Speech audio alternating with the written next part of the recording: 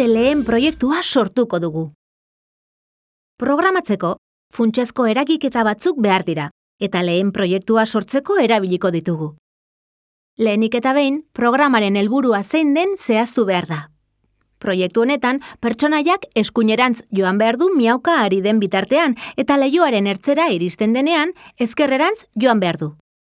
Planteamendua argi daukagunean, behar ditugun blokeak aukeratuko ditugu. Hasteko pertsonaia mugitzea nahi dugunez, mugimendua multzoan dagoen mugitu 10 pauso bloke bat arrastatuko dugu. Programazio eremuan daukagu. Bloke baten edo bloke multzo baten funtzionamendua probatzeko, saguaren ezkerreko botoiarekin horien gainean klik egin dezakezue. Pertsonaiak mugitzen ari den heinean miau egin behar duenez, miauka jarduteko soinu bloke bat beharko da. Jo miau soinua amaitu arte blokea arrastatuko dugu, eta mugimendu blokearen azpian sartuko dugu. Probatzen badugu, katuak miauka 10 pausu egiten dituela ikusiko dugu. Baina planteamenduan, mugitzea eta miauka etengabe aritzea nahi genuen leihoaren ertzera iritsi arte.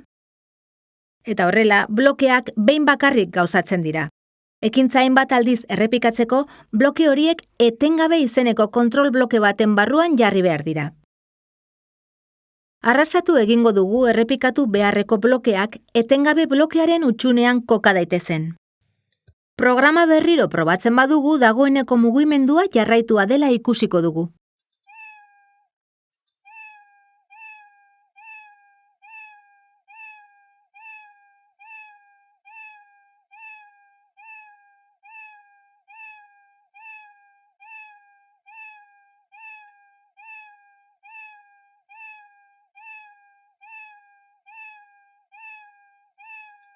Baina arazo bat daukagu.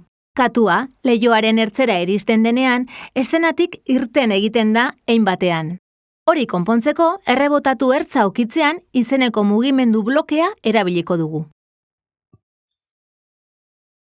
Azkenik, programa bandera berdea sakatzean gauza dadin dagokion blokea erabili behar dugu. Gertaera bloke bat da, eta bandera berdean klik egitean du izena. Dagoeneko funtzionatu egin beharko luke, hemen klikatuz gero. Ongi, programa gauzatu dela egiaztatu dugu. Hala ere, ez dugu proba osoa burutuko. Orain zuei dagokizue programa egitea eta probatzea. Ea aurreikusi ez genuen portaera bitxiren bat aurkitzen duzuen. Programatzaileek arazoak konpondu behar izaten dituzte etengabe, beraz, zerbait arraroa ikusten baduzue, pentsatu nola konpon daitekeen.